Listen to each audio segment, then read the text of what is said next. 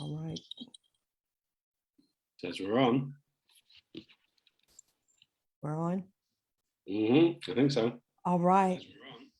Sounds good. I think so. Okay. Thank you guys for joining tonight. This is Karen with the Elastic Army Band Live Talk coming from you from Kingdom Talks Media. And we want to give a shout out tonight to Gil and Adina for allowing us to use their channel and come on and bring all these fabulous people into the show tonight. We've been looking forward and having all these guys together again.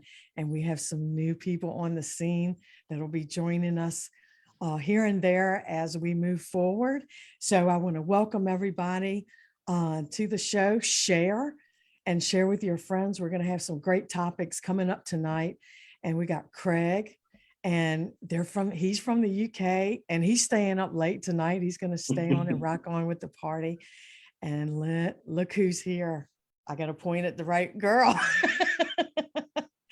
And she's here with us tonight. You know her she's from the UK too. And you guys just say hello and introduce yourself to everyone that's watching tonight. Ladies first, Janine. Janine. Thank you. Yeah, hi everyone, I'm Janine, and it's really a pleasure to be with you guys tonight, and thank you for inviting me. I'm really looking forward to it. Okay. Yeah, I'm Craig Walker. I play drums for a band called Nth Ascension. I'm from the north of UK. Janine is from South Wales, is that right? You're in South Wales? Yeah, in Wales. Yeah. But same time zone. It's midnight here. So I've had lots of coffee. Yeah, really thrilled to be a part of this and to talk to people about the future of music and where we think things are going. It's just to revelate and just see what comes out. I'm excited. Yeah, Craig, we're going to talk about what you posted earlier a couple of weeks ago and talk about that. And Laura, I think you had some scope on it too, because it was in, a topic that most people aren't talking about, especially in the worship realm. So I know you have some insight you wanted to share. We have Daniel Lovett on the scene tonight. Brian's walking around. He's in other dimensions. Steve Hampton's in the house with us. And I have my partner, band member, Mike Carahas. He's with us. And so let's go for it. So Craig, let me find this. You had posted, we'll start with your thing. You had posted, really pointed out the desperation like during this time where people haven't been able to play out and play, whether it's, I guess, secular or in church or whatever, and how like they're getting their identity of playing out in the public and they're not getting it. So they've lost a little something going on there. And it saddened you to see and hear, people kind of talking about this. So, and it drummed up a conversation like me and Mike even talked about, and we have people in our scene too that are like, they're holding on to something and they can't really go into the next level because they're holding on to something. And a particular thing is maybe being on a worship team. And that's what we're seeing. Yeah, it's a point I just made because I just observed it with people that I follow, some of my friends who are in the music industry, like not being able to tour and do what we normally do. They've like their whole world's fallen apart. They've lost all sense of identity and they are desperate to get back to the way things were. Now, I really upset a lot of people because I don't think we're ever going back to the way things were. I think things are going to be way better with where we're going. It was just an observation. And it just got me thinking, like how sort of as kingdom people, are we operating from the world outside of us or from within? And so people, certainly music artists, for example, thrive on the accolade of fans and certainly, live settings. Because, I mean, it is a real buzz when you're playing live and people are responding to the music and they're cheering you on, it is a real high. And you know, there's nothing wrong with people enjoying what you're doing and appreciating and being there. But if that's what you live for, you become somewhat of an energy vampire, where you're just basically living for that accolade. And again, these people who have had careers for decades, you know, touring the world, you know, writing an album, then touring it, for example, and that's just been taken away from them at the drop of a hat. Sorry, I got it. You're okay. You know, we just it just struck me that these people really don't have a lot about them when they're not having that, and that they feed off the energy of the people that come to see them. And I was thinking something's wrong with that. You know, we as kingdom people, we live from the place from within. You know, a divine union of God in us, and obviously this applies to worship teams. I mean, you know, I know you guys, I think you're way beyond this, but how many worship teams do we see who are just living for performance and actually absorbing the energy of the people? I mean, I've been in worship services before and I'm exhausted after. I'm like, what's happened? Like totally exhausted, because they're using the energy of the people. And this got to change. We've got to start giving out from this place of wholeness from within. So I'd love to hear other people's comments and thoughts on it, really.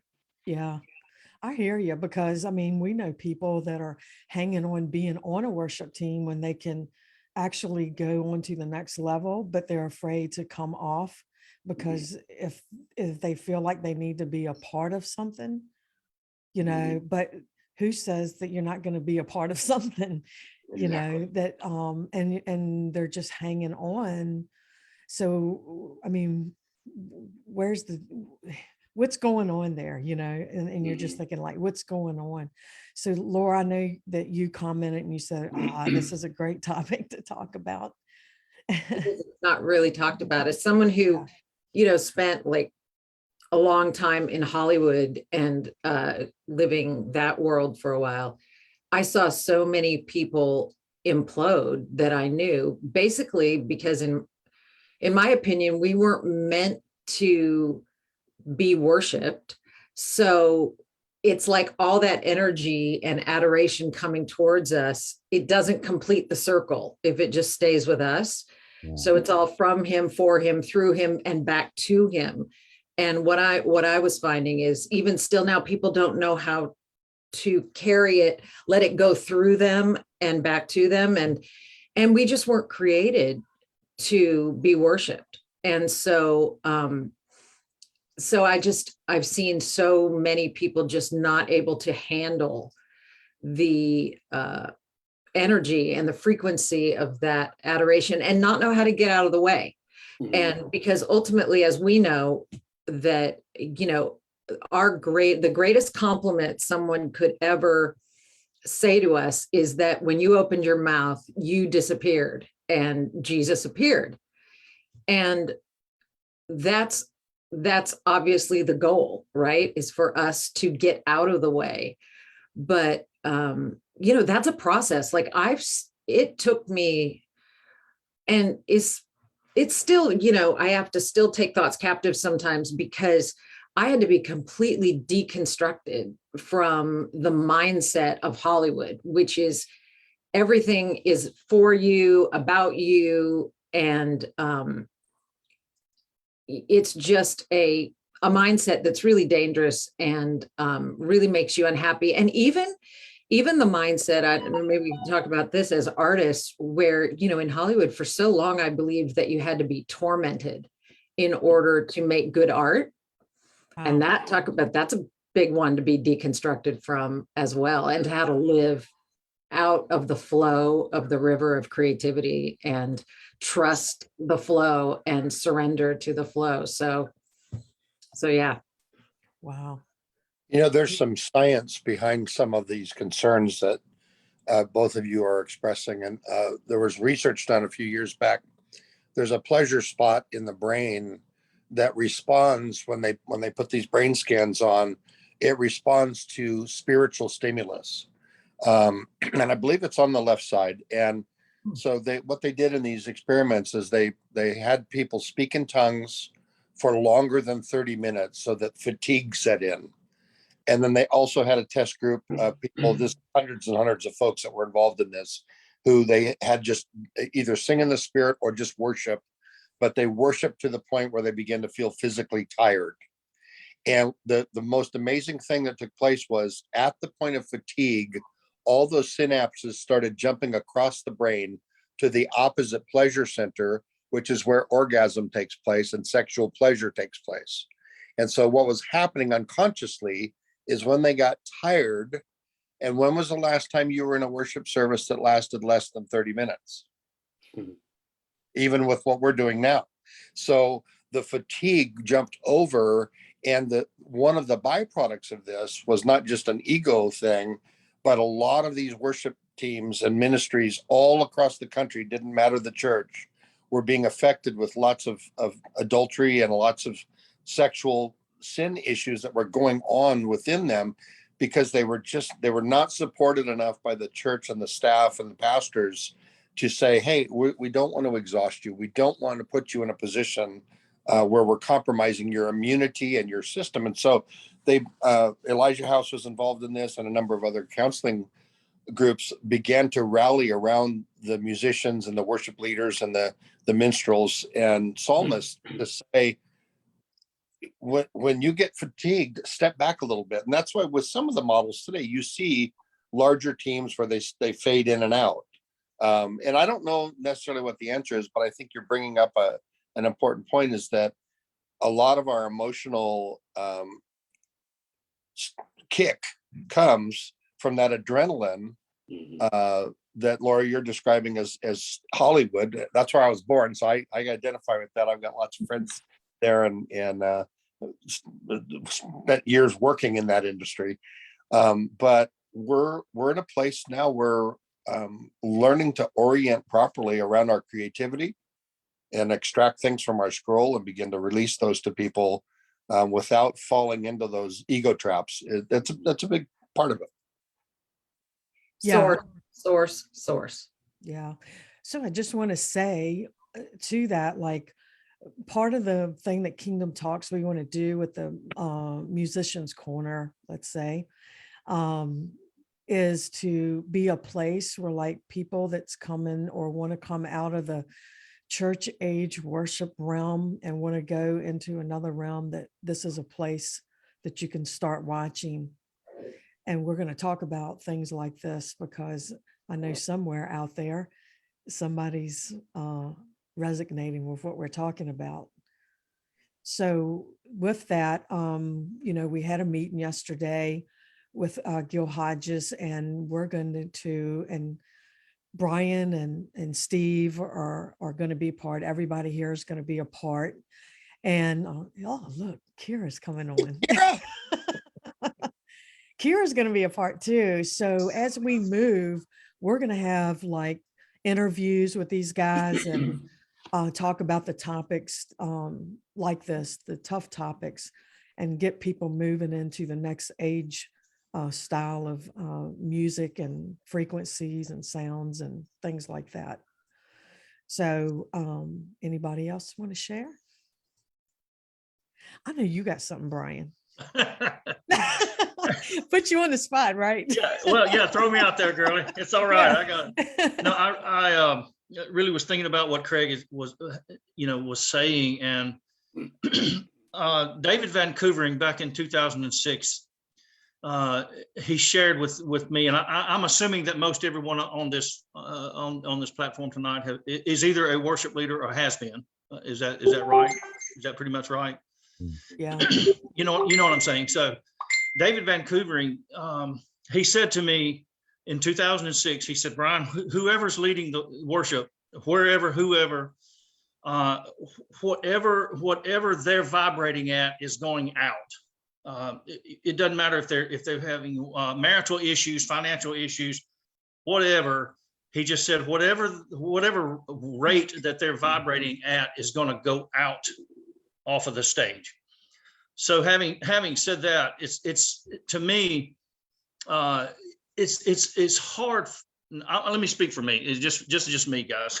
Okay. It's you know, when the ego gets involved, like Craig was talking about, it's hard. And Steve, it's hard as musicians. It's hard many times for us to be able to separate our gift that was given to us by the Father. It's hard for us to separate that out and keep that ego in check, or it was for me. And so as time went on, you know, you just learn over time, maturing and staying with your gift. One of the things that when I used to play a lot of country music, you know, we did hours of cover, what we call cover songs. Y'all know what I'm talking about. Yeah. And you know, it hit me one day a few years ago. All that is covering someone else's creativity. Uh-oh. That's all that Most modern worship is cover songs. Hello? This group We're here covering- then. So we're covering someone else's creativity when we do someone else's song. Surely there's enough in all of us to come out every week with something new. So again, I'm just saying, no pressure, you know, no pressure. But I'm just saying, you know, when we get to that place where it's the vibration, the ceiling, there's never a ceiling. The vibration is always going to be up and ascending up. And guys, that's the train I want to be on right there. You know, I'm done. I'm kind of done with the old way of doing it all. I do think it's fading. It's great. It was great. And I'm talking about the whole worship setup has been great. But, you know, I think Holy Spirit's moving into something a lot deeper and a lot more personal. In other words, let's vibrationally match with Holy Spirit here and see, and just see what happens. Just see what, man, that's where I'm at. Let's see what happens. Yeah, what triggered me was Rick Pino when he was talking a couple of years ago about stop being an echo of somebody else. Exactly. Go check. You know, so Well, and can I just suggest that, you know, like, let's just say like Bethel and Hillsong, because most churches cover their stuff, right? So what they've done is awesome. It's wonderful. It's beautiful, but it's for their region. God intended every region, every ecclesia, every body to have its own set of sounds and frequencies that were created and given specifically for that region, for that group of people, and to carry their own sound. But you have to just be willing to tap into that and to let go of, you know, some of the mindsets. So that's what I get excited when I see a region that is even interested in that. Janine, I know you're smiling. I know you got something to say. I always find this quite awkward on Zoom. I never know when to kind of, you know, jump in. Yeah, I mean, we've gone through the last 10 years of sort of when we first had Ian Clayton come into Wales, really, where there was a real shift for us in the spirit. Like we you know, that was, and it feels like, to me, spiritually, it feels like we're in that time again where there's something new that's kind of come in, you know, and we went through that 10 years ago, and it was almost like there was so much change in our language, our understanding, all the revelation that was coming, that none of the songs that we had, not that we actually had a band or a worship team or anything like that. It literally was whoever, because none of our musicians kind of lived in the same area, so they just would have to turn up, and they were all worshippers. They were people kind of living the lifestyle of ascension. So when we came together, it didn't really matter. It kind of brought that that frequency, that resonance, and that inner life that kind of people have. You kind of join together, and you know, over the years we learned how to have heart coherence with each other, and to be in the spirit together, and to govern together, to be on the mountain, to kind of tune into what if we were in a conference, for example, to tune into what is that person here to land in this region or with us, what revelation.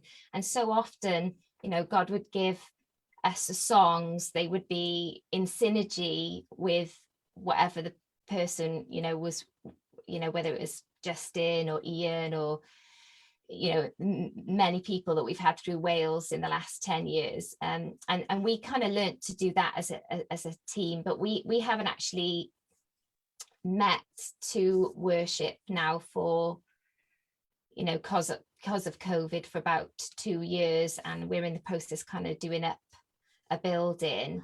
And I know that there's going to be a new sound. I can feel it in the spirit already. I can feel like there's a different frequency, there's a different sound. And I know that each one of us is different as well, because for us, we've had to dig our own wells. And I suppose it goes back to what you were saying, Craig, in a sense that we're not our giftings. I don't walk around thinking, I'm a mum, I'm a wife, yes, I'm a singer, I write songs, all these other things, but we're so many things, aren't we, that it's a bit ridiculous to think that identity should be in like that one thing. And I feel like we're like Jesus, we have many faces, we're all constantly shifting depending what the situation is, and we release that sound and that frequency in any given situation, whether it happens to be on the platform or whether it's just kind of in our family, in our lives. So I forgot what I think I was just smiling at what Laura was saying about that you love kind of being in that atmosphere of where you're just kind of tuning in and you have nothing. And I think that's most of the time what we have done, but it did kind of change for us after a few years of doing it. What actually happened was God started giving us actual songs, but our own songs. And it was almost like we had to sing the revelation and engage with it on a deeper level. So it was almost like it had to be crafted. And I do think that there's two things kind of, for me, this is what I see coming, is there's two things. There is the beyond words. We're going into the unknown, because I think you say it, Laura, because we are the sound, we're becoming. I really resonate with that. But also I do feel that we will also have some language and in our songs to bring that will enable people to step into something new, because it's amazing how powerful that is for people. And all throughout history, we still use the Psalms from David. So I think there will always be that element where we get to write and release that and become the oracle of what God's releasing. But it has to fit in with what the Spirit of the Lord is saying now to us in this time. And like you say, Laura, it's different in every place with every little group of people. We all have a part of his heart to release. And I see that when we all kind of get that, I see like it all coming together and being very powerful. Like what I carry is different from Laura. And what I love that's happening right now is that, it's we can celebrate the different aspects of God's voice through different people. And I think that's really powerful. And that's what I'm seeing now that I haven't seen in different times. So I feel it's, the future's really exciting. Well, thank you so much. And before I get Kira to talk, because welcome, Kira, we're glad you came in tonight. I want to also remind everybody that December 10th, Kingdom Talks is going to be doing a benefit conference. Some of these guys are going to be a part of that. And we're going to have that day, all of us come on, we're going to be doing our worship music and presenting, which each one of these guys bring to the table. And we're going to have a sit down roundtable and talk about more things in the realm of music, the future of it, and where it's going. So we invite you to tune in to that December the 10th. If you go on our group page on Facebook, you will find that there and the times. And I'll be posting things all during, the next couple of weeks, so you guys can tune into what we're doing. We're excited about it. We're raising funds for Kingdom Talk so we can continue to bring these shows and much more to you, and just develop more partnership and connection with you guys out there for the next stage. So just wanted to give a shout out to that. We're excited about it too. So Kira, the mic's all yours. Well, hopefully the sound is good on my end, because I was having a few issues. But if you guys are good, then you just give me the thumbs up. So I'm coming through good. Okay, awesome. Well, it's an honor to jump on with you guys, and I'm just really excited about it all. The future, and it's just been amazing to be just in some spaces with a few of you. I don't know everybody on this call, but I know a few of you. I've been able to kind of engage together with a few of you, and it's just a huge honor. But I think that, if you don't know me and you don't kind of know some of my sound, I think personally and I love that we are all, like you say, different facets, and it's all needed. But I think personally, I'm sort of geared more and looking more at the beyond words. I really I've been stretched myself to really expand beyond words. How can you really bring something without words, and how can you release things, truly by just being? So again, I'm not saying I have arrived and all that, but that's just the journey that I've been on. And that's kind of where I am. And that's, I think, a facet that I love to bring. I love to be in the mystery. I don't necessarily have to know all of how, you do it and what it looks like. And so I really love to incorporate that whenever I'm somewhere, is to really just release that mystery and allow, the Father to just really kind of meet every person wherever they're at. So I tend to not be wordy. I probably won't be very wordy on this call. But I'm so appreciative of all of the facets, because, I was just thinking about when you look at different ages, like when we're children, when you're little and you're just beginning to talk, a lot of times you just mimic, and you're really, you're copying. But if you really look at the heart intention of your children, they're really just, it's their atmosphere, and it's who they look up to, it's who they look to, their mother and father. And so a lot of the times they're mimicking, they're saying the same thing. So, maybe somebody's not necessarily in their own creative process. And a lot of, we see a lot of churches go through this. They don't create their own songs, they're copying. And so I'm not trying to say that necessarily this means that they are babies, or necessarily that. But what I'm saying is that, there's a growth process to it. And I think, though, that we're learning how to, like, for me, for example, being a mom, I've taught my children, beyond even the womb. I've taught them from just conception, and I won't go into beyond that. But anyways, I've taught them that they are a sound. So do they kind of mimic and mirror my husband and I? Of course, but they have their true identity, and they're creating just out of their own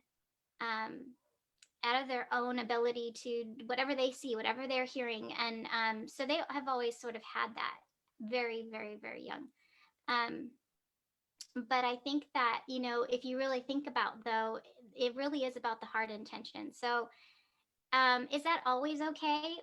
Probably not, in the sense that, when your children are really kind of just copying, you really, that it's just that stage of that they're in. But if you think about, maybe a teenager or an adult copying and, just mimicking you, you would kind of go, that's not so cute anymore. And so I think it matters. I think it matters. And again, that's just totally, that's between you and the Father, right? I think it matters the heart intention. And I think it matters where you are. And if you really are truly supposed to be creating because you are, come on, son. And then I think that those places are the places that the Father will speak to that, to each heart, to each individual. But that's how I always look at it. I think that there's a growth process. There's room for it, for everything. And so yeah, I just I'm grateful for all the different facets. But I'm also being on sort of a side of it that I don't necessarily know that it's for everybody yet. I'm very grateful for the multifaceted diamond within Yahweh, right? Because, you know, what I do is not for everybody, and that is totally okay. Um, but like I said, that's why I'm so grateful. I'm very grateful. I do not. I just know what I'm created for, and I'm just kind of going with that, being obedient. But I just am really grateful for all of everybody's parts in this. We all are one, really, though. I mean, we are one. So Yeah. Yeah, that's right. One of the things, Gil and I had a talk. I was telling Steve today, like they're trying to move people out from the church age of church. And I go, and he said, this is a huge ship and you're just not going to turn it around very quick. It's like turning around a big ship like the Titanic.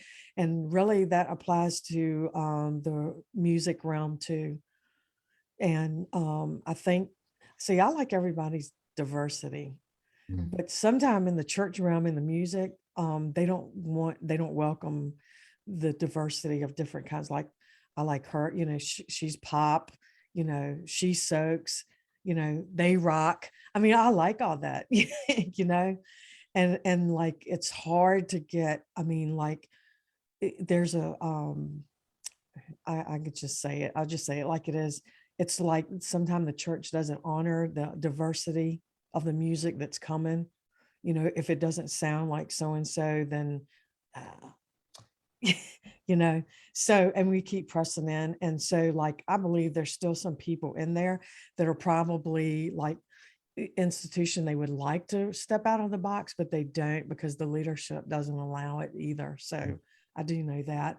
So Daniel, you got something that you'd like to share on that? I've just been kind of learning and just absorbing what everybody's saying. It's been great. I loved what Kira ended with there with, we are one.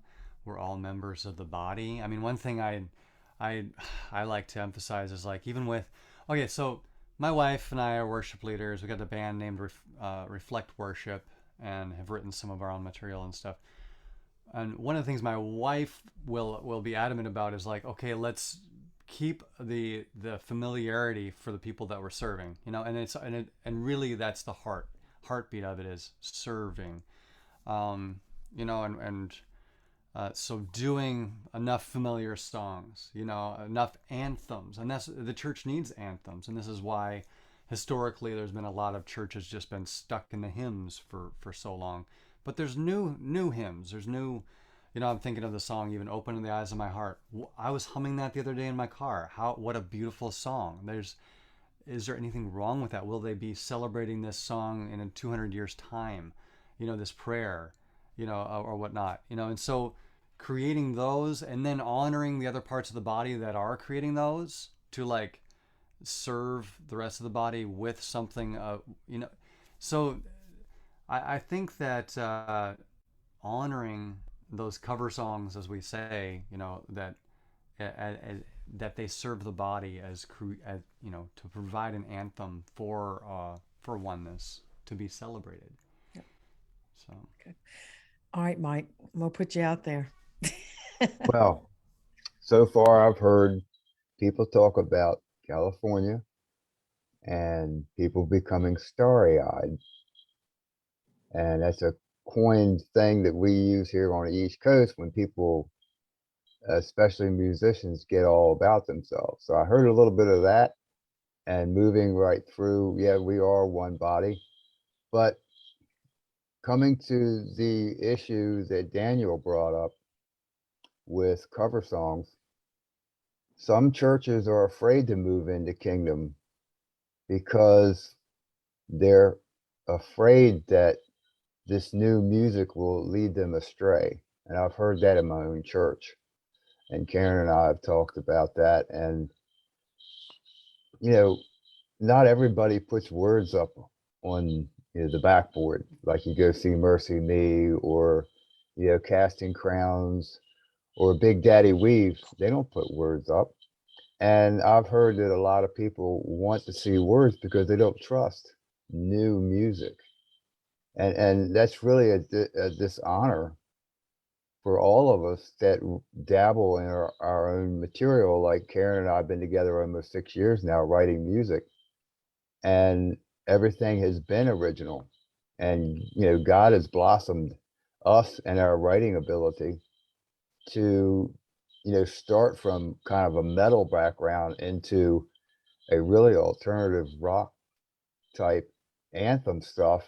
And it's amazing what God is doing through us. But at the same time, I think churches stay stuck in churchianity per se because they're afraid of the unknown. And I know most of us here dabble in the unknown because we're moving. We found out that we can visit heaven without having to die. That's a big one for the start. And music goes the same way. If God isn't creating new revelation in music, then we might also go back to Fanny Crosby.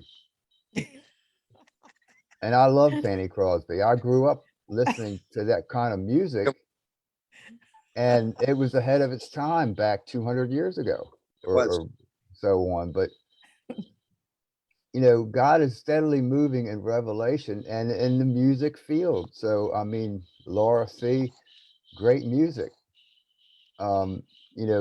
What Brian and Steve Hampton bring to the table, and Janine, we just became friends on Facebook.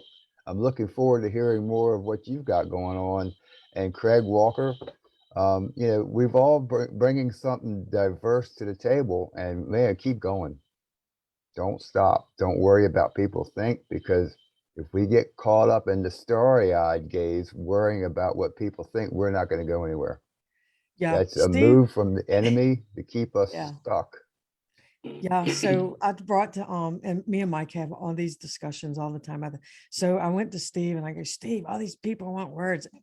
I'm not putting my words up. I mean, most of the churches I've been to, do that. Steve goes, yeah, go ahead and put some words up. Just do some random words like love, heaven. He goes, if they want words, give them some random words on the background. Well, I want to segue into this, and I'm going to throw Brian's name out there, but any of you can comment on this. We're talking about a number of different things, but one of them is, and Mike referred to this just now as well, but it has to do with where are we getting our creativity? Where are we getting the new sounds and the new beyond words sounds? There's a place, and I mean, I might have an opinion about this, but I'm really curious to see if Brian will pick up on this, because he and I've had lots of conversations where we've been drinking our bulletproof coffee at 5 o'clock in the morning in Mississippi, sitting in the cool of the day before it gets too hot. And so we've had many times to discuss these kind of things, but some of this is probably written on our scrolls, no doubt. But are we also remembering something? Are we remembering Heaven's song? Are we remembering, and I don't mean just remembering with our brains, are we reassembling, remembering something from the heavenly realm that is now manifesting through us on the earth? And so again, I'll throw that out to Brian and anybody else that wants to respond to that. Yeah, I'd love to jump in with that, Steve. A few years back, guys, I was in my studio and just on keyboard recording some stuff. You guys know how it is. You know, you're there, you start to play, and if you know when it's there, and then you just reach over and hit record and see what happens. Well, I was doing. Cindy had asked me to do a CD specifically for some of the work that she was doing at the time, and still doing as a matter of fact. But anyway, and I'm just throwing this out there to you guys as well, because I trust all of you guys totally with your opinion and view. But you guys know how it is in the studio. I would hit a wrong note or two, right? So my whole life, I've always went back and made this a production perfect CD, right? It's production perfect. So I go back to fix the wrong notes that I hit, and Holy Spirit's like, whoa, do not fix that. Do not fix that. And I'm like, I've got to fix it. It's not right. And so Holy Spirit's like, what do you mean it's not right? Every note you hit is right. So I did not go back and fix that, guys. Now, fast forward to what Steve and I are learning together with these plants. You can listen to a plant sing, and it's all over the board. These guys are everywhere, note wise, okay? But they are perfectly aligned because they are just simply doing what they were created to do. It just flows out of them vibrationally. They don't have any ego. There's no ego involved at all there. Plants don't have that because they don't worry about that kind of stuff like we do a lot of times. So I guess I said, I'm throwing this out there to segue on to what Steve said. What if we're coming to a time where notes, are y'all with me? Notes don't really matter as far as going from C to F, from 1 to 4. Are y'all with me on that? I'm just saying, are we heading to that place? Because the plant's already there. The plants are already there. They do not have a set anything, note, timing, nothing. So I'm learning it. For me, guys, these plants are, I got one, it's been playing all day right behind me over here. These guys are teaching me so much about, to me, the sound of heaven and how for me, how I'm going to begin to view worship and take what I do that way. So again, it's not right, wrong, good or bad for any of it. So I'm definitely connecting with what everyone is saying here, that it's not right, wrong, good or bad. But I think Steve's kind of nailed it there. It's just that we're musicians are coming together and remembering, refocusing, putting this puzzle, this kingdom heaven sound back together. It's kind of how I view that. Yeah. So Steve and I, you guys might have gotten it too. Julie put out a thing on frequency today, and me and Steve had a conversation about that. But Craig, you've been on Charnel's show, and one time you and Laura Eisenhower did a show talking about music, and you were talking about frequencies and stuff, even like used in secular music. It was a show a while back. I liked what you and Laura were talking about that, because you brought up secular music, and then you went and so do you remember what you shared on there? Nope. I mean, look, he said no. No, I very vaguely. I mean, obviously, with a lot of these shows, we just sort of go off the cuff and just talk, you know. The thing that Julie shared with Steve and me, and maybe some of you, it was about 528. Okay. And then me and Steve, and like Steve brought up a good thing about it, that and I'm kind of on the same page with him. It's like everybody keeps separating the stuff. Is it demonic? This one demonic. This one do that. Does this do this? Does Hitler use this? And we're saying like I mean, like I'll go with, well, God created it all, so it could be used for nefarious, but it wasn't created for that, you know. So, and I know you talked about a lot about that for Charnel. Yeah, well, I mean, you guys, I'm sure you're all Yeah. aware that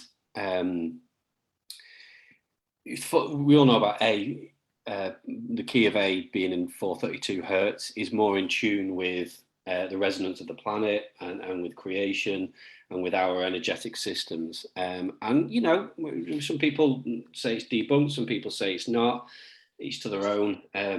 But, you know, there was a very clear attempt at distorting that by changing the key of A to 440 hertz, which is classed as concert pitch. And you know, you do any sort of scientific studies on 432 hertz, and obviously as you go up the scale, each frequency will respond to our energetic system, and dare I say the word chakras, Karen. Sorry. It's okay. I'm the rebel, so it's okay. Okay, that's good. I don't care what you say. You know, and they've proven that certain frequencies respond to our energetic system, you know, and by tuning to 440 hertz, A to 440 hertz, it's actually distorted the benefit of music.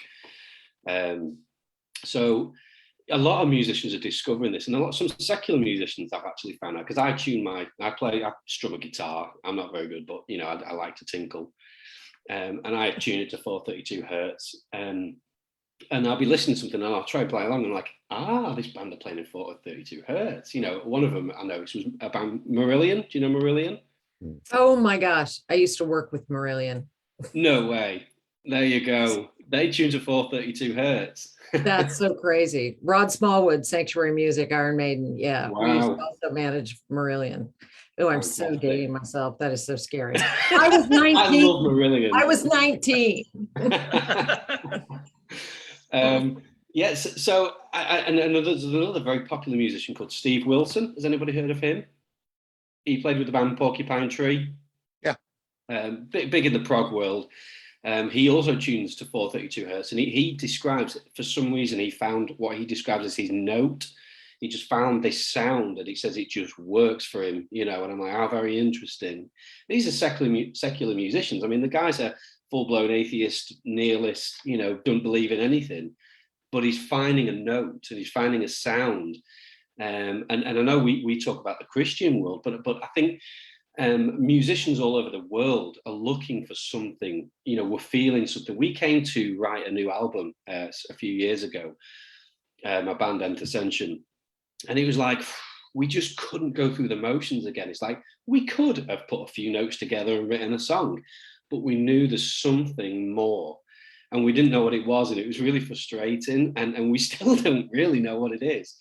And we just know there's a feeling, there's something inside that's brewing, ready to be released. And what every one of you is saying is resonating so much with me. Laura, you said about, it was really fascinating, because I love indigenous music. I love going to all the different cultures. I love Spanish music, you know, Arabic music, Egyptian, you know, Celtic music. I really resonate with Celtic music. It must be in the genes. But this idea that each region and each establishment, I don't want to use that word, not establishment, but each kind of ecclesia, whatever you want to call it, has their own frequency, their own sound.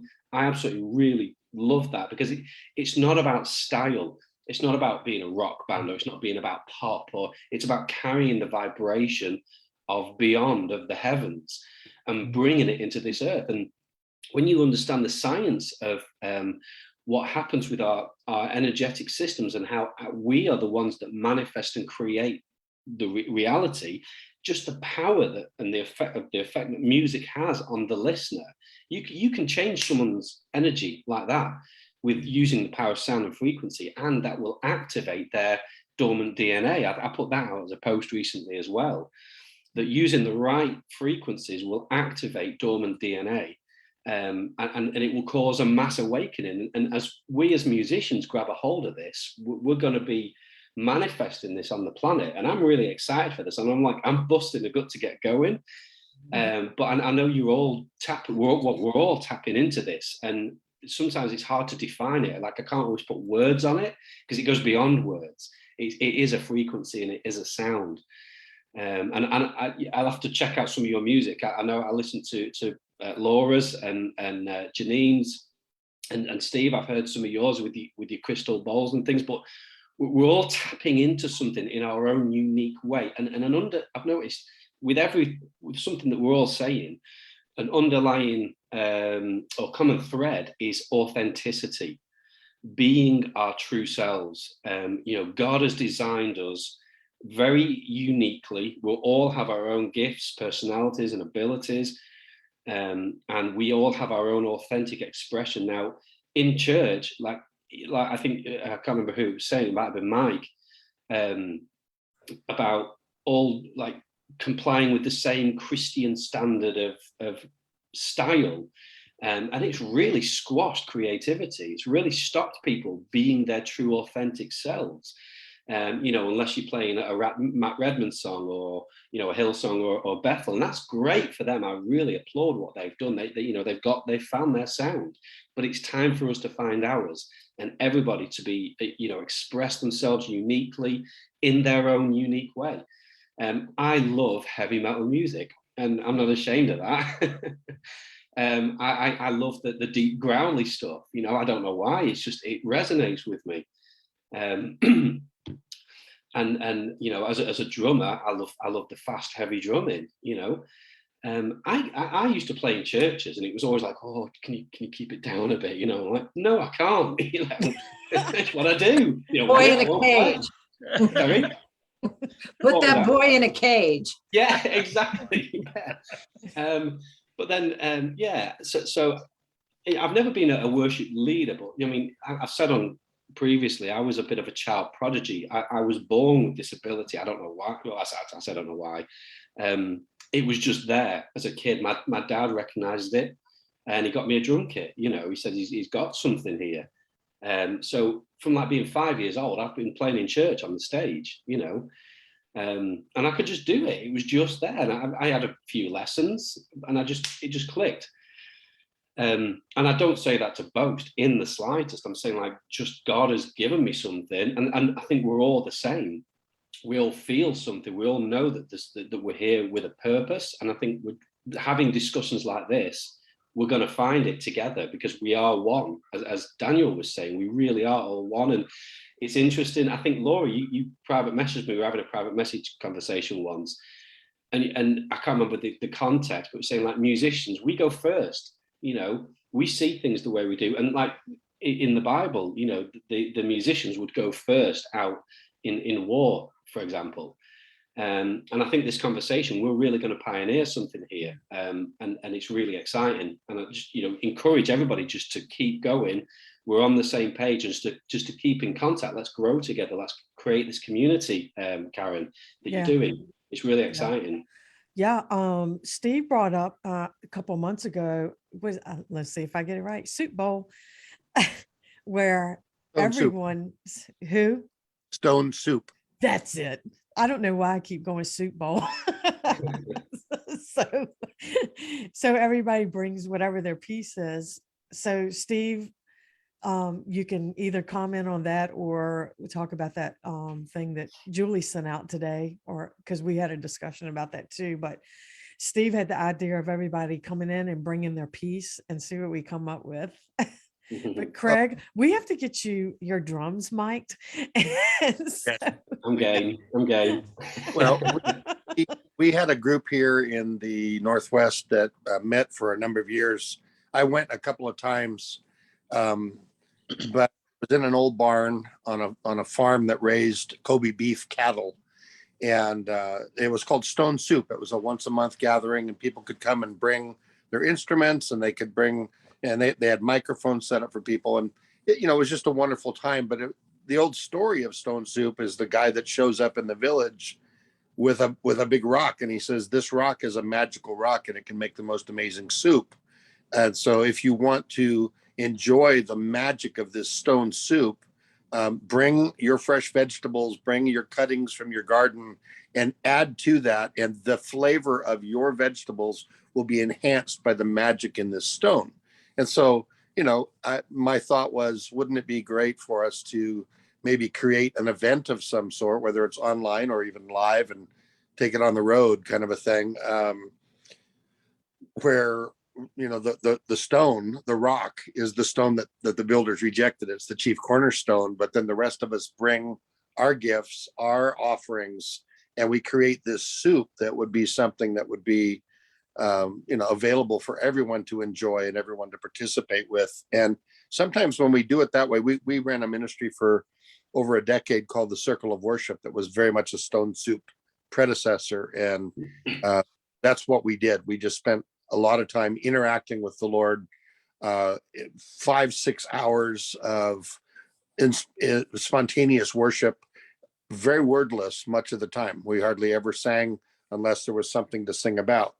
And so that, that's something that, and just to make a comment on my side of things when it comes to thinking about frequencies and all that, I had a discussion similar to the discussion that Craig, that you just shared with Don Potter many years ago. And Don said, hey man, I've tuned my guitar down to 432, and we had a bunch of spontaneous healings take place during worship. And I thought, that's cool. He goes, there's all this stuff on the internet. He goes, I don't think any of it's true. He goes, there's stuff about Hitler and there's stuff about the Rockefellers and all this. And he goes, I've not been able to see any documentation to prove that. And there's all these scientific claims, and I haven't been able to find that. And Don and I are very similar. We like to research things, and I'm the same way. I just haven't found the proofs that are there. But I was game. So I went, and without telling my worship team, I tuned all their guitars and instruments, including their keyboards, down to 432. And we had 6 spontaneous healings happen during worship. Wow. And I was thrilled. And so, but then I remembered he said he had also tried 444. So I thought, okay, so the next month when we met, I tuned everybody's and nobody ever knew, because I went back afterwards and retuned everybody. And so nobody knew about it. And then I tuned it up to 444. And again, we had 7 spontaneous healings take place during the meeting. So being me, I tuned back to 440 just to see what would happen. We had 9 spontaneous healings during 440. So it was more. Yeah, there was even more. So I looked at that and I went, what's going on here? And the conclusion that I've come to, and Brian and I have talked about this a lot. He knows that sometimes people have gotten really upset with me that are, kingdom folks, and they're building their whole ministry around specific frequencies. And then they hear me say that all frequencies matter and that all frequencies have benefit, as well as they can be detrimental. It just depends on how they're used. But then people get upset with me and they're like, you're trying to wreck my ministry. I'm like, I'm not trying to do anything. I like to research and study and share what I learn. But one of the things that Brian and I have talked a lot about is this idea that anytime you change anything, anytime you shift the atmosphere in any way, Kira can have a patch on her synth and then add a layer, and suddenly the whole atmosphere shifts. And I've been there when she's done that. She can put an effect on her voice that changes things, or she can take the effect off of her voice and just sing raw, and something shifts in the atmosphere. Any kind of change is going to shift something in the atmosphere, and that requires us, I believe, to be sensitive. And that's, again, one of the lessons I've learned from the plants this last couple of years is, as I'm listening to how they're responding, I'm trying to mimic the behaviors, not the sound itself, but the behaviors of the spontaneity and some of that. And it's really been setting me free in some wonderful areas. Now, I happen to be in a season right now for the last 3 months where I've been writing a song a day, minimum. And these are ballads. These are songs that are deeper kingdom truths that I've never interacted with. Lots of stuff on frequency, lots of stuff on manifestation, lots of stuff on quantum energy and the shifts that go on and all that. So I'm developing a whole new reconstructed theology of a whole bunch of stuff but that's the season I'm in right now. I'm not even ready to really share those songs. I just love them. I love singing them. I love sharing them with a few friends, and everyone's been saying, man, you got to share these with folks. So, when we do the thing on the 9th or the 10th, I may share one. Get them shared. Yeah. Hey, Janine, is you have your keyboard hooked up over there? Look, I'm gonna put her on this. Oh, She no. could sing us a song. Oh, I think you have to get the settings right, don't you, for it to work with. No, you actually, I mean, there are some stuff in Zoom. You just need an audio interface hooked up to your keyboard, to your computer. It's not hooked up, unfortunately. Wouldn't that be awesome? Look, you need to Unfortunately. hook it up next time and then play keyboards behind us. That'd be awesome, wouldn't it? I'm actually not that great on the keyboard. I was disappointed you. I actually didn't, I've only learned an instrument since I think it was the first worship conference that we did with Ian. I didn't know music, I didn't play. And I think I just went through such an expansion, and the limits came off. I never thought I would be able to do that I started to learn. And, I used to put my keyboard up in conferences and wait for the download, but never used to happen. But fortunately, I had a band around me who could kind of, I'd start on, maybe a simple chord, any chord that I like the sound of, and then I'd lose them once, because they're so brilliant, our band, that once they started playing in the spirit and going off spontaneously, I'd be like, oh, I can't keep up with them now, I don't know where they've gone.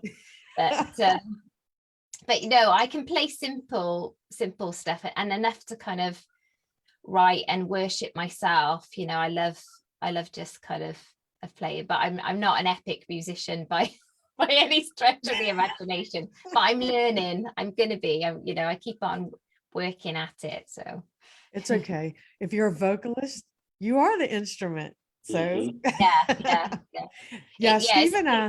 Steve and I had a conversation, like, who here takes vocal lessons now?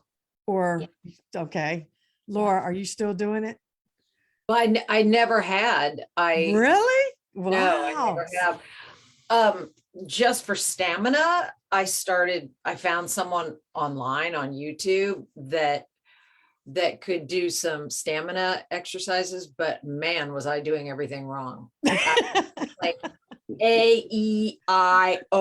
I was like, it was all backwards. I had to like relearn how to put my tongue correctly. It was embarrassing. So, yeah.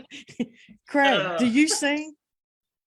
Are you just drumming? Do you sing while you drum? Craig, hello. Me, sorry, I thought I was miles away then.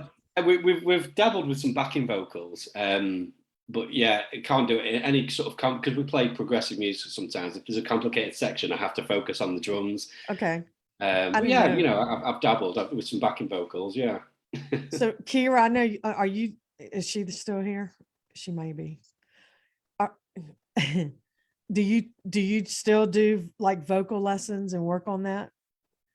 I used to do that when I was in school, but no, I trained in like Italian and all kinds of languages when I was in high school. I was really interested in that, and then especially now, no, I actually it for what I am in, especially now, it's like it almost discourages me because it seems so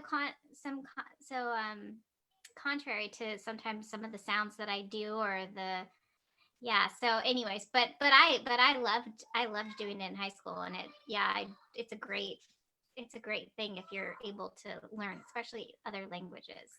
Yeah, Italian was really hard. How about you, Daniel? Do you still, or have you?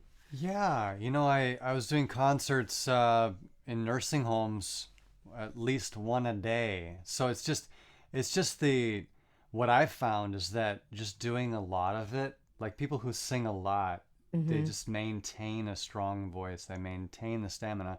And since, things have been shut down fairly much for me, I only do like maybe one or two a week now.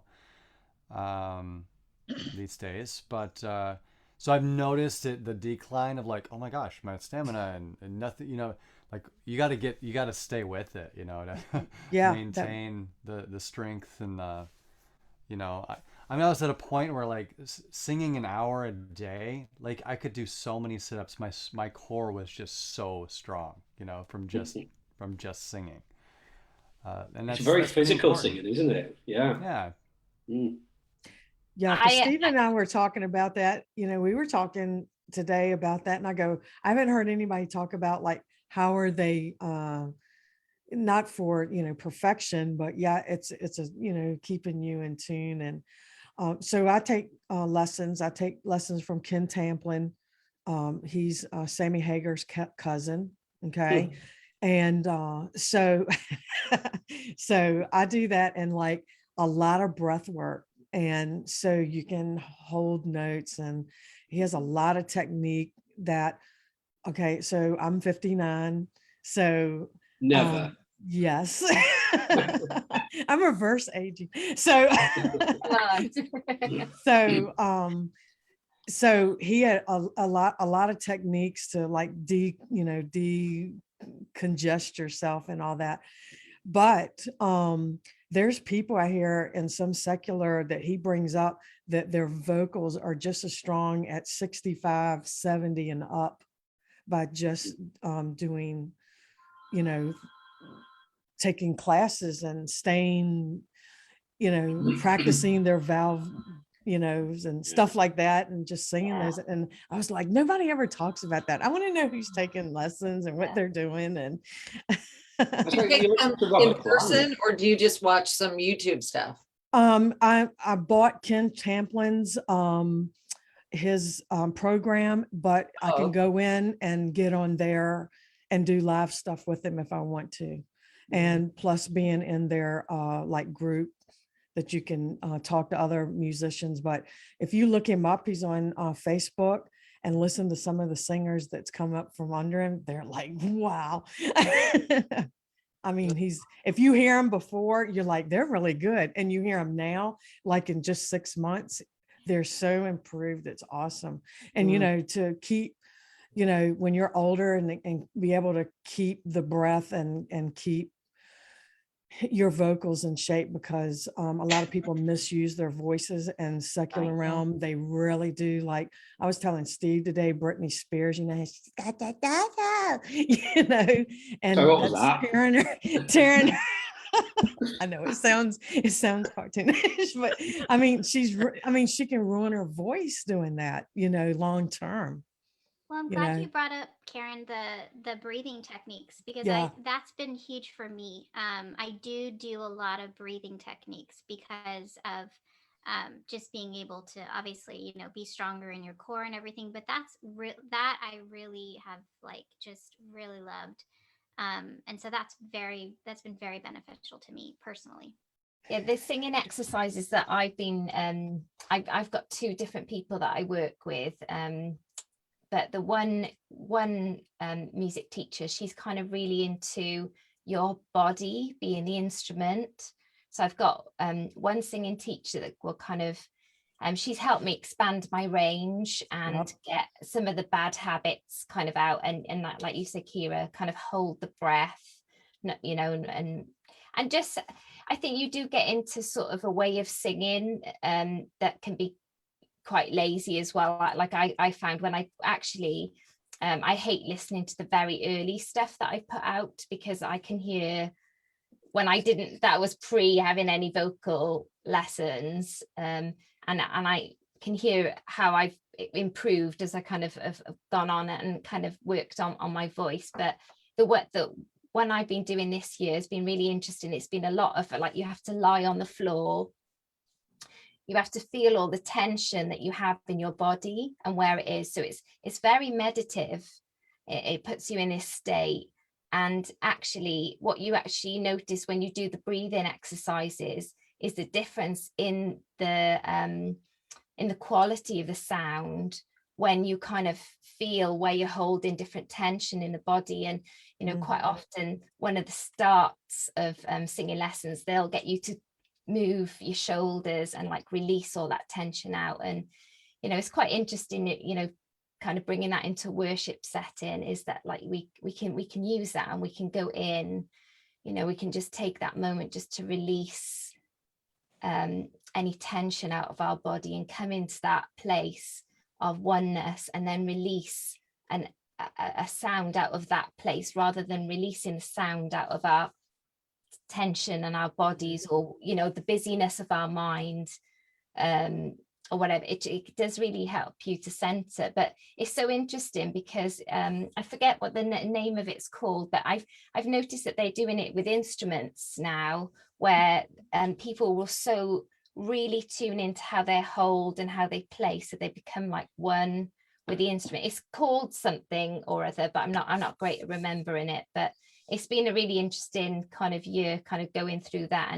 And she'll do like an hour's lecture on the tongue and like where you hold it. It's really deep. Or breath, your body, all sorts of things. And it's amazing how when you really tune into those tiny things in your body, it completely changes the sound that you release. So I found that quite interesting. Yeah, what's helped me is meditation. Just engaging the energy centers and learning how to do that has changed everything. And my shift really came when he had me singing in tongues for a year, an hour a day. And that was just my personal discipline that he gave to me. And then adding meditation and really engaging the energy centers has really helped me a lot. Yeah, and check this out, y'all, and maybe you can do that. Some of the things that Ken will share on there is like, and we're all into our herbs and plants and oils and things. And he was talking about the ginger root clears out all the junky, and then taking cayenne pepper is good for your vocal cords. That's interesting to say that. You know what? I make a tonic that I drink all day long of fresh grated turmeric and ginger every day. And I just drink it all day long. Mm-hmm. And I have for the last few months. And yeah, in general, that's Laura, if you add the capsaicin, the pepper, you'll get curly hair like mine. So he goes on like this was crazy. Like the guy, like one of the students started doing it, and he goes in and they tell him, he's got some blockages. Okay. So the guy starts taking the cayenne pepper supplements, and it cleared out all of his veins. He goes back to the doctor, and the doctor goes, what are you doing? So he really took a lot of it, and it cleared out all of the blockages in his veins. But could he sing good? Yeah, Could yeah. I mean, I just think that's wild, Steve, he could sing, but he ended up with a Bloody Mary instead of Leave it to Brian. But they can sing, man. Leave it to the Southern boy to know that. Karen, this is a little off topic, but the just maybe where we're going. And I had such a holy jealousy, if this is a phrase. The Lord led me to this woman. And I'll tell you guys her name privately, but I didn't want to say it on the air. She's a new age artist, right? Okay. And she is doing some stuff that we are supposed to be doing. And she has deep understanding of the global ley lines. Mm-hmm. And she's recording on the ley lines. She is shifting things on the ley lines. She's singing in an ancient language by plugging in, tuning in to, well, in my humble opinion, tuning into that which governs that, let's just say whatever governs that region, and partnering with it to strengthen some Kelly pots going on in the atmosphere. But my point is that I just got so frustrated because it's so far it's ahead of where we are, and we should be leading the way in this. And she is doing some serious, serious stuff.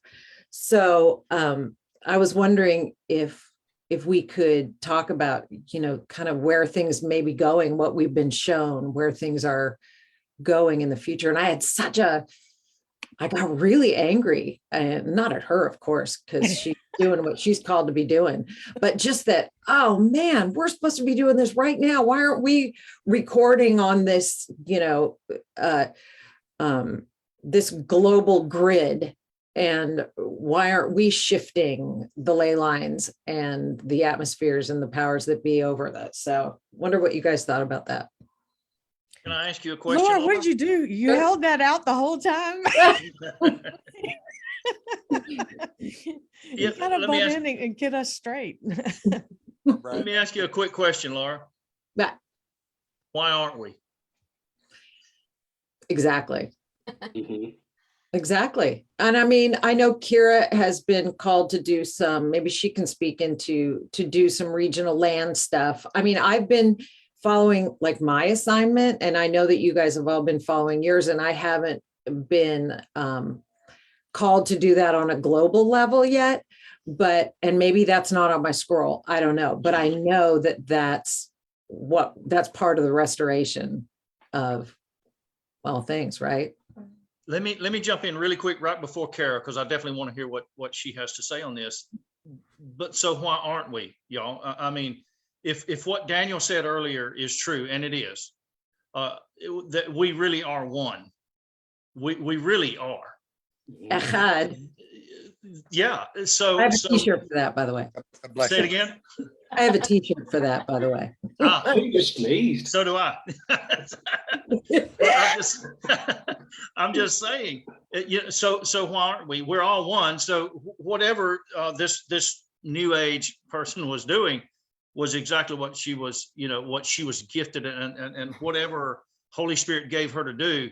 Because and now this is just me, guys. I've never one time ever thought that a new ager didn't have Holy Spirit. Sure. I'm telling you, because these guys, like you just said, Laura, we've been behind the 8 ball because we thought we've had it all forever. And these guys have left us in the dirt kind of in a lot of areas. So I'm just saying, why aren't we? Because the Essenes were doing it. The Essenes were doing that stuff in the time of Jesus and before he got here. So I'm just saying maybe we're returning to some of that stuff. But I think it's very powerful. So sorry, Kara, go ahead. I want to hear what you. Oh, can't hear you, She's Kira. muted. She's muted. There we Sorry, go. what was the question? I caught what you had said, Brian, but was there a specific question for me?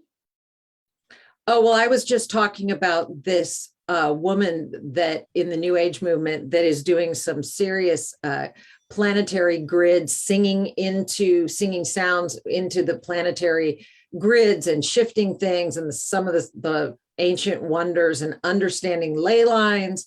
And she, I wanted to see what her source was. So I did listen to a couple interviews, and according to her own confession, her source is just not the same as ours, but she understands the spiritual technologies really, really well, and is moving stuff and doing stuff. And I said that you have had some experience, Kira, in that call to the ground and the land. So I thought you might share on some of that. Yes, well, let me share just a little bit of my background for anybody who doesn't know me. Because when I was saying that I did in high school, I performed and learned Italian and all this stuff. I have done all of that and done the performing and done the do it like this and done the worship sets. And I have done that for many, many years. And I like to say I paid my dues. So I have mass respect for it, and I honor it totally. It just was not for me. In the sense that was just to kind of get me on this journey. And so I think that what I've learned is that, especially where I'm at now, I always sort of want to quote the Matrix. I don't know if you guys have seen it, but I really love, just to tie back into what Laura was saying. I love that when I watch the Matrix, there's so much that it speaks to me, but when he talks about, I think it's Morpheus, and he's talking to Neo, and he's telling him about the agents that are within the Matrix, and he's saying, like, they can get upgrades, they can do all these things and everything like that, and so they're so powerful, right? Obviously, they're all navigating in this, and they're like, how do we beat these agents?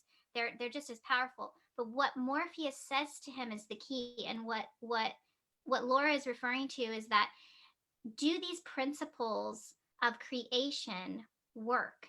Yes, they do. They will always work, because these principles and everything that was formed and all of the things we're talking about are all created under Yahweh, all created under God. These are all principles. And so whether you are a believer in Yeshua, whether you are someone who knows who they are, right? As a son, can you operate within them? Yes, you can. However, in the Matrix, what he says to him is so beautiful and so key. It's the next part of it, which is, he says, but they will always be limited to the system of the rules. We are not bound by that. We can go even further into the mystery, which is because of the blood of Yeshua. And that's the mystery that you cannot define. You cannot put it into a set of rules. You can't say, this is how I do this, and it's 1, 2, 3. And I think that a lot of times that's the challenge with where we've been, right, with the church age, is they want you to say 1, 2, 3, this is how you do it, and give you a pamphlet, and so, but we really are truly not defined by that. And so I think that, for that woman, she is able to operate because no matter whether she understands or agrees or acknowledges that she is a son of the living God, she is. However, she obviously has not come into that relationship, into that place of oneness, into that place where by the blood, we have a mystery that awaits us, and so that place is where we get to experience beyond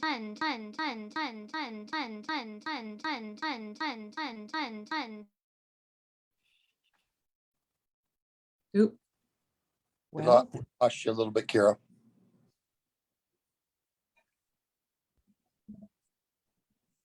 Oop. ching. Oop, you froze.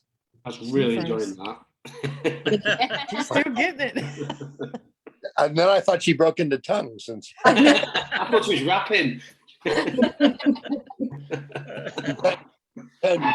but yeah, yes, preach it. Oh, no, we can't hear you, Kira.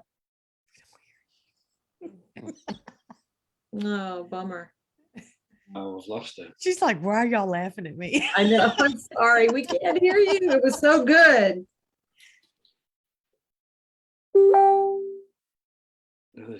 Is she click mute or something? No, she's not muted. No, She might try to dial back in. Hey, Laura. Yeah. Laura, did she say, was she specific in what her source is? Well, she partners with ancient bird spirits. Avians. I've heard a yeah. lot about these avians. Yeah. Yeah, So, yeah. I mean, look, I mean, but her heart is so beautiful. And so there's a lot that we can learn from, and that there's a lot that she can learn from as well. So it's really, it's fascinating. I'll send you guys the link because I would love for you to check it out.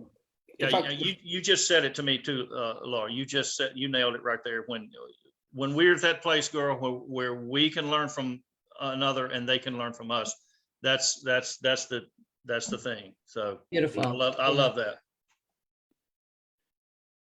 It's something that came to my mind when you were both talking, actually. In fact, it came to my mind when you were talking about Moravian Falls at the very beginning, Laura, about ley lines, actually, because I've been looking at this sort of thing for a fair bit now.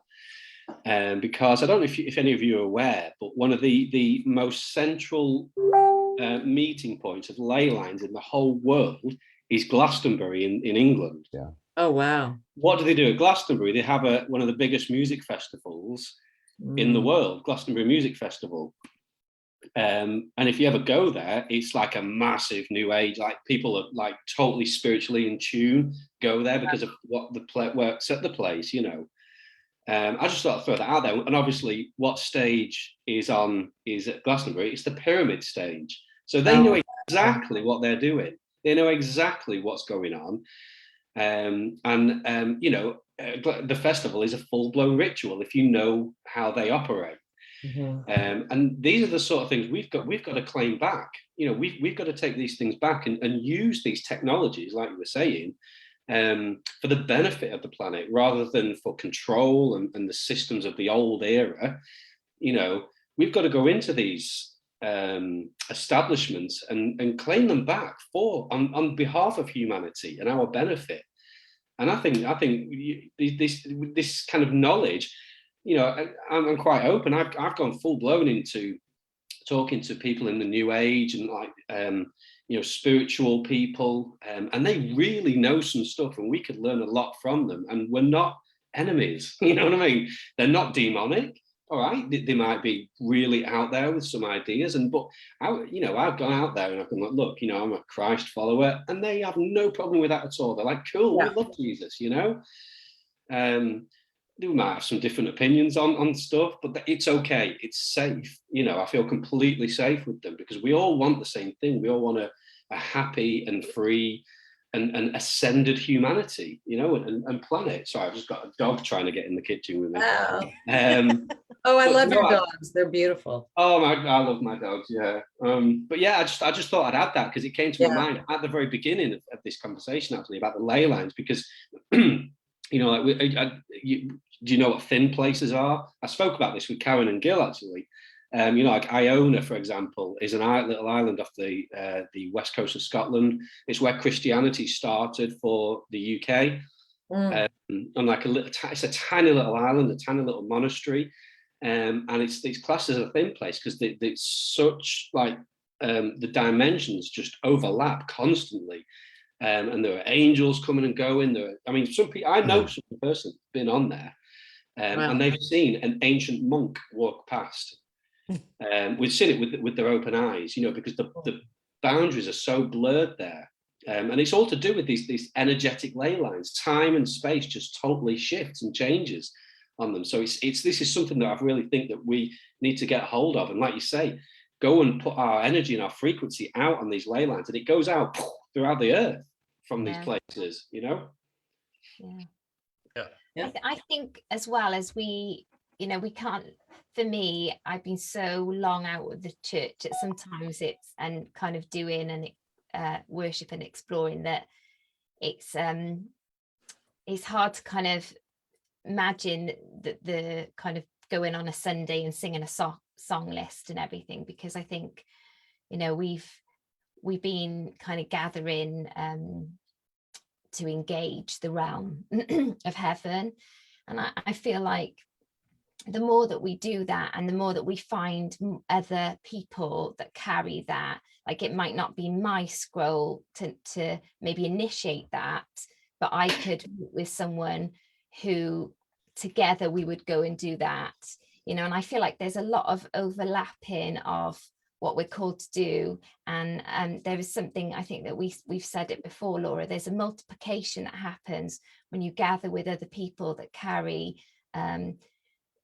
who are in the realm, who know Yahweh, who are on the unknown path but unknown. And I think that's the thing, isn't it? Like God's been speaking to me a lot about the unknown and the mystery, and about that is a place where we are truly known by him, and when we're known, we kind of release out of that place the realm of heaven, and that cannot not have an impact on wherever we are located, whether that's in an airport or, you know, doing worship. But for me, I just see continual worship gatherings all the time. That's a lot of what I live personally for. You know, I see, you know, for us in Wales, what, you know, even what we're doing now with Justin and Rachel, you know, we've bought a chapel and we're going to have a house of prayer.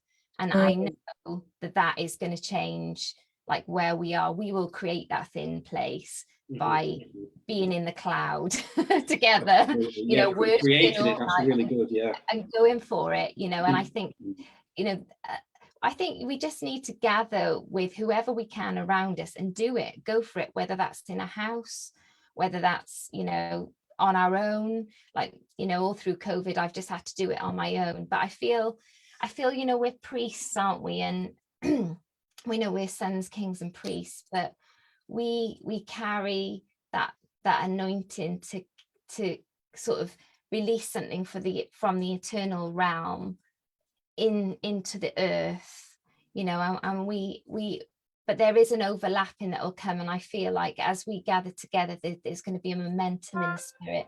You know, Justin's talked a lot about a worship wave for many years that he's seen, and like a cutting edge kind of sound that's going to come on that, and that's what we live for here, is that, you know, we just can't wait to gather together and go for it, you know. And usually that's what we do, you know, but we just haven't had the buildings to kind of, the space to kind of do it, and we weren't allowed. It's very tight, the rules here in the UK.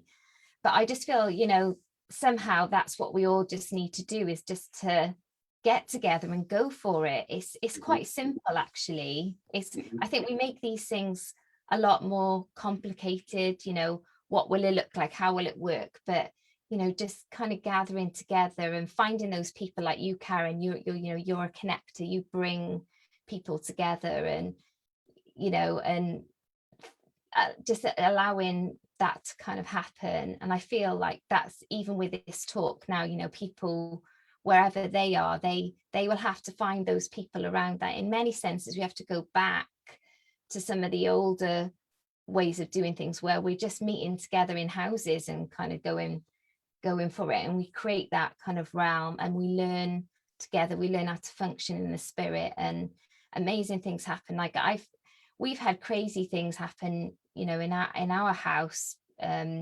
You know, we've had audible voices, we've had angelic, loads and loads of angelic stuff. And I feel that, you know, we have a lot of people over the years that have come and stayed in our house, and quite often they'll say, oh, you know, they feel, as they drive up the street, they can kind of feel like the energy that's around our house. And that's because we've, you know, we've created this presence, this worship, you know, and we carry that wherever we go. You know, obviously we, like you were saying, we are the atmosphere, we create that thin place, I believe.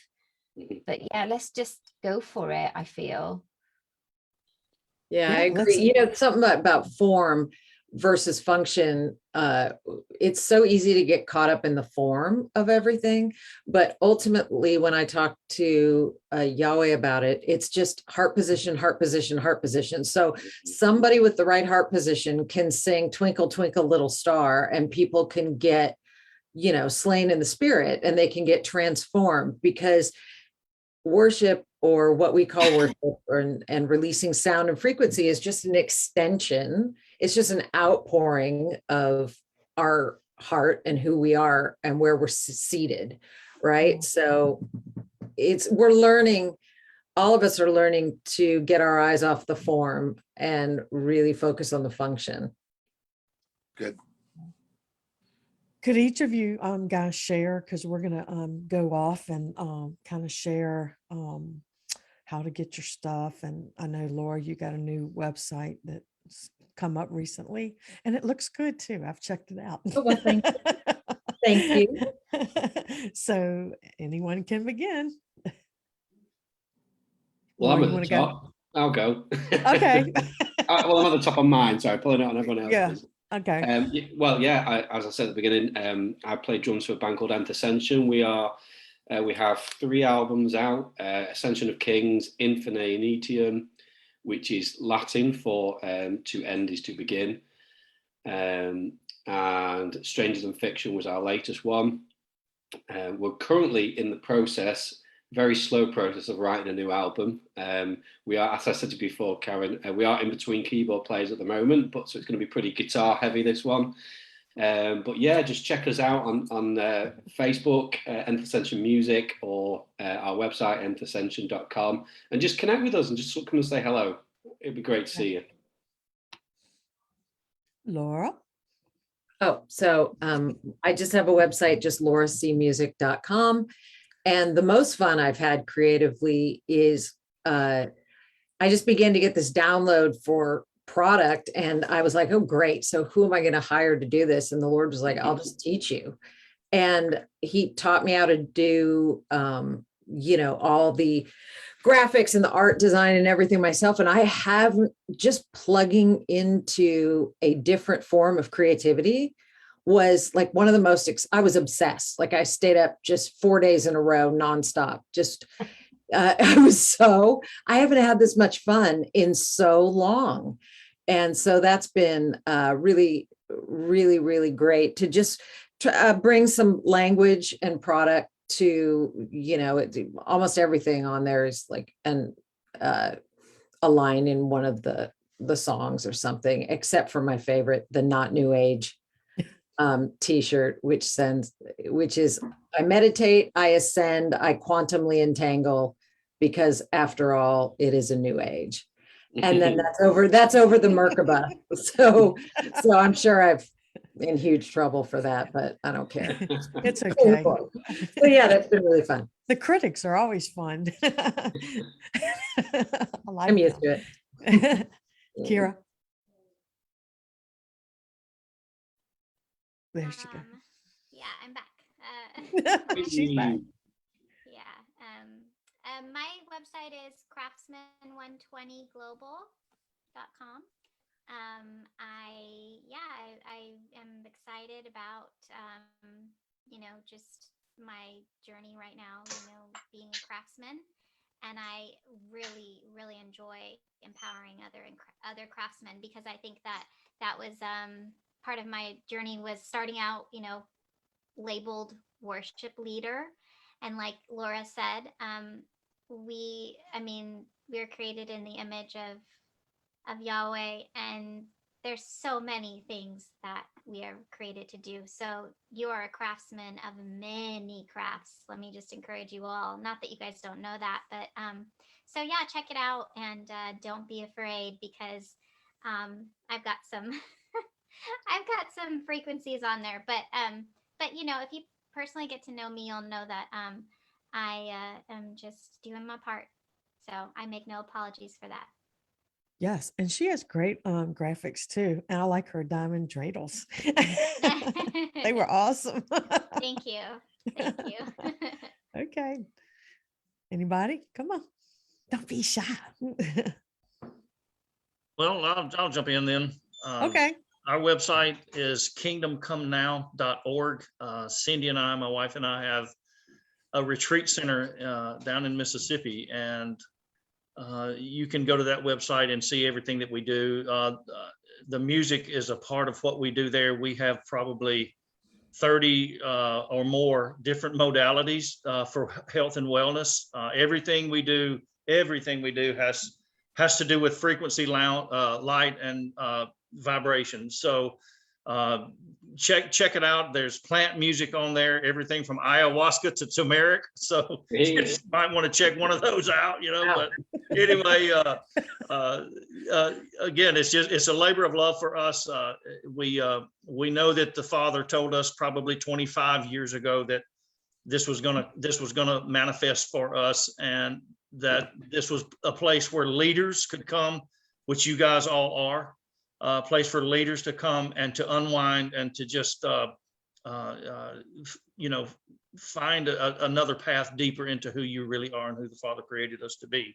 So anyway, check it out, and look forward to seeing you guys there. Party at Brian's. Okay, so Good. next. All right, I'll go. Karen and I got together almost 6 years ago and formed the Elastic Army Band. And I am the current leader of that band, but we're also involved in Elastic Army Band Talks, East Coast Hub Live Talk, which we're doing tonight. And we put out an album a few months ago and working on a second album. We're doing a collaboration with a 5-song CD, which is going to be very interesting with Luke Agee.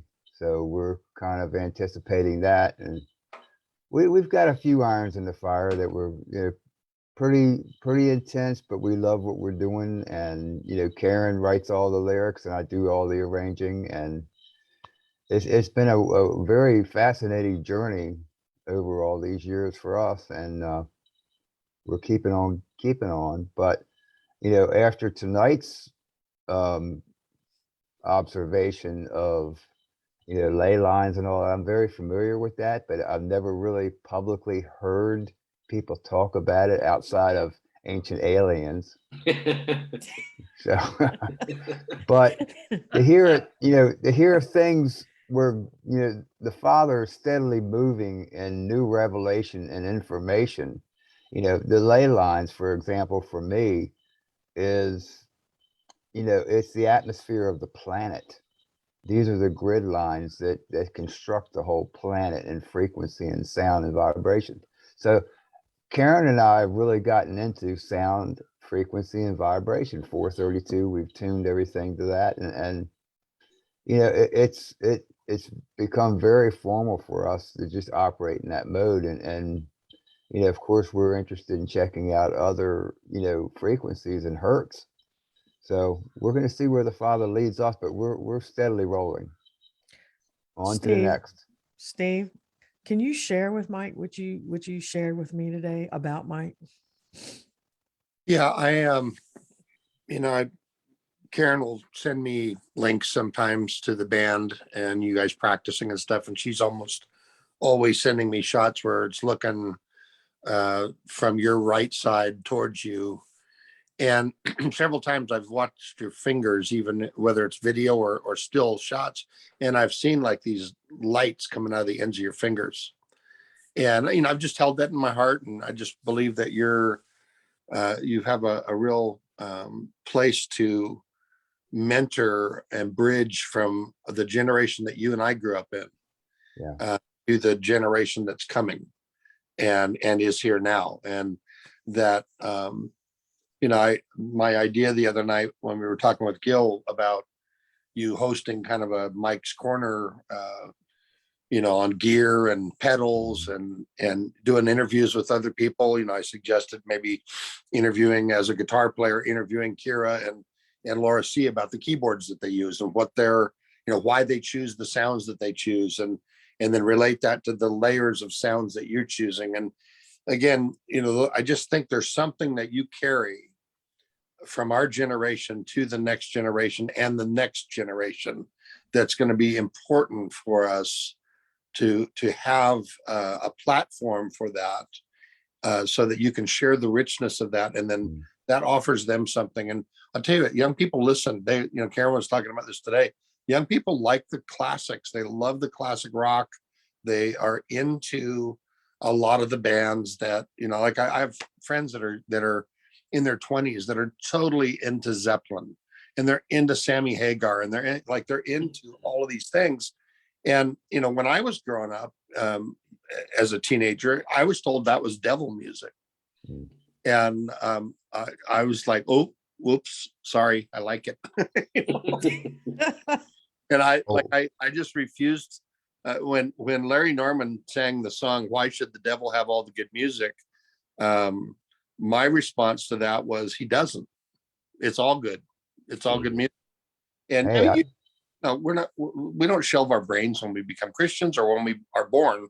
So if some guy's out there and all he's singing about is hacking babies to death, well, I don't have to listen to that music. I get to choose that.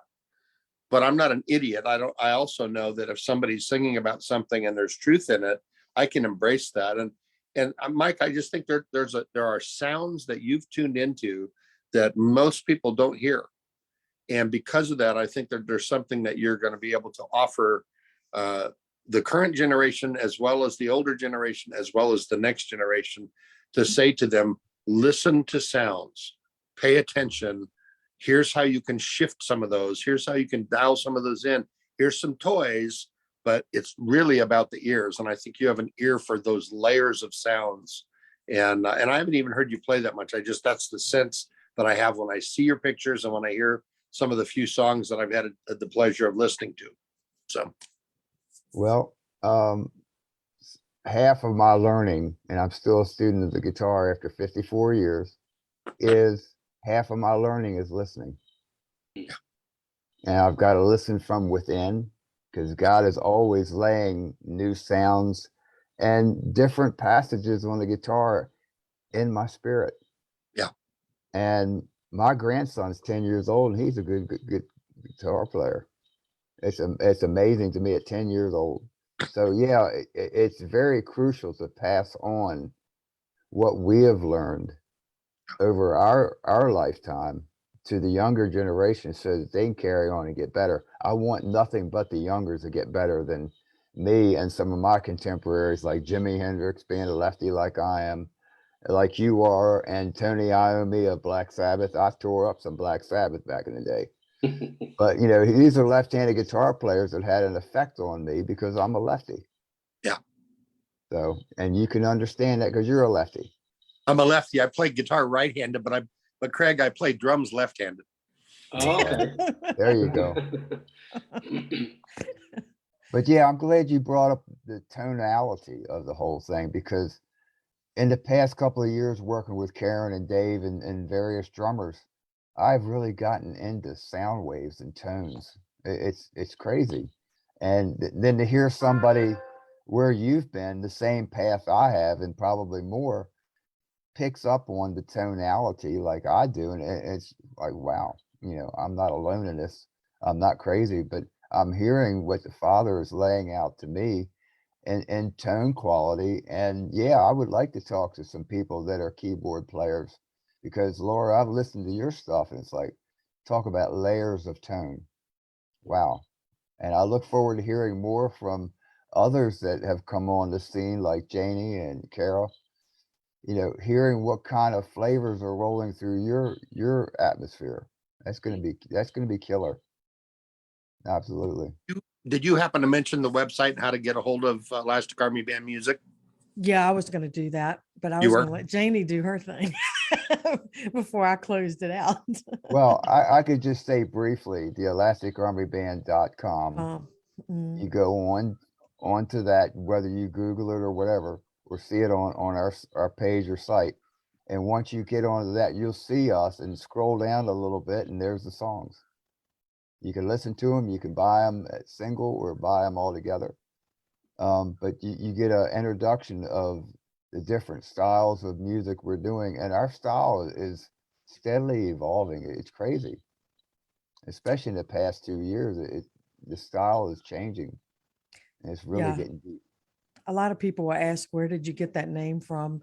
Millie Bennett wrote a piece on the Elastic Army and what they look like, army of people that are willing to be stretched. So I go, Oh, I wonder where that came from. That's cool. I love Millie Bennett. and I go, oh man, that's a cool band name. I'm going to use it.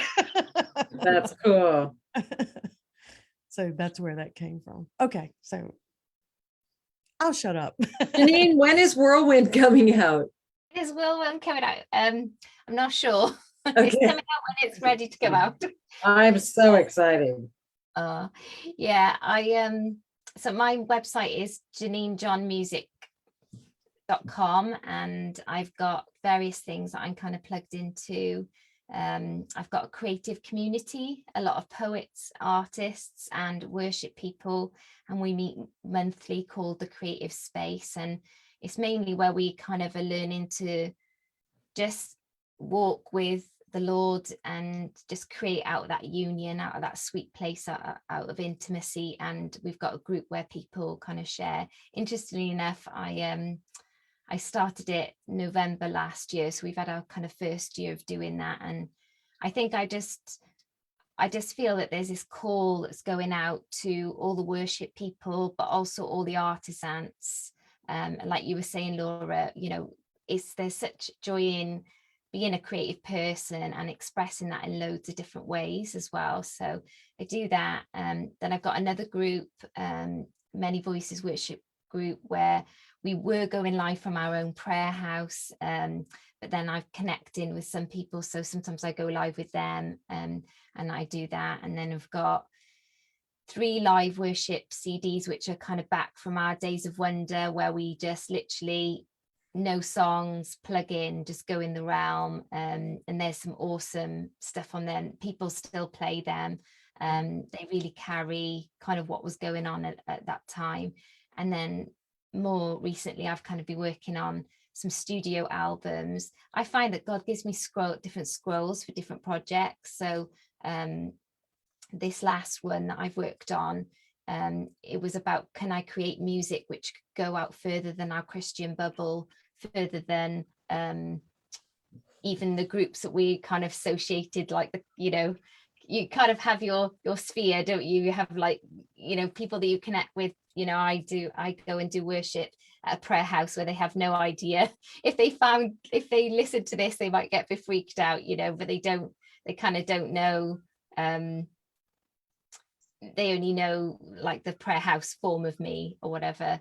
But I just felt like the Lord was saying to me to create an album that really carries the realm on it, but actually could go into songs that could go kind of into be played on the radio, that kind of thing. So that's what I'm working on now. And Laura sang on one which was called Whirlwind, which is actually about going ascension and kind of going up. But it was also my dad listened to it, and he actually said that's what it felt like when he got saved. So that was really interesting, because none of the words are using Christian language. They're just using kind of words to describe what we feel when we kind of go up and encounter God and the invitation of the Spirit that we have. So it's quite interesting, like hearing some of the feedback. So yeah, that's all on JanineJohnmusic.com. And can I just say, I love, Janine sent me the album, and she, it's so exciting too, because she's, for the first time in a long time that I've heard, she's been able to capture a really retro sound. It's almost like, is it okay to say that it's kind of an 80s vibe, but in a totally fresh, I mean, it sounds completely new to me and unique. So I just love it. I play it all the time. Oh, thank you. Yeah, looking forward. Well, guys, stay on the line with us. Steve, you got something to say? I was just going to say that my website is Yudovich McGillicuddy III Longimont.com. I'll remember that. That's what my dad used to call me when I was a little boy. No, it's Crystal Tones with an S, crystaltoneshealing.com. And I've got some downloads on there. We're working on the website. It's a work in progress. And for those of you out there that dialed in, this is a good public forum. So you dialed into my website a few months back, and it said vibrational sound tranny. I'm serious. For 6 months. And I love it. We're on a Wix platform, and it was a weird thing that every time we would change it to say therapist, it would change it back to tranny.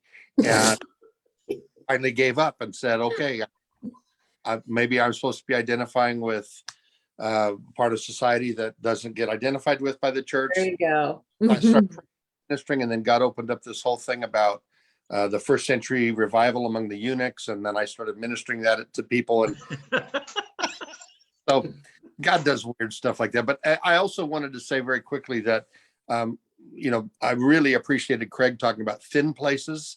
I want to emphasize that Craig is an example of a thin place, and I am not. I am not a thin place, but I'm filled with the Spirit. Amen. It's so funny. I guess we're We're It gonna is have to have a comedy hour, right? Comedy corner with Steve. Okay. It has a That's- good ring to it. Wow. Y'all are true. And thank you, Karen, for putting this together. Yeah. It's really been an Yeah. honor to be with all of you guys. Well, we're gonna do more of it. You guys stay connected right here. Don't leave after we go off air. So we want to thank everyone tonight for joining in and sticking with us. It's been a great 2-hour airing tonight, and time flies when you're having fun. I want to thank Janie and I want to thank Craig for staying up late and hanging in with the party.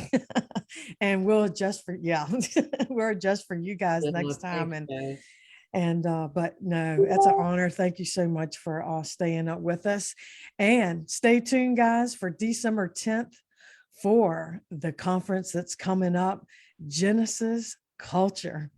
And yes, love it. So that'll stay tuned for that. More information coming out, and we'll see you guys next time.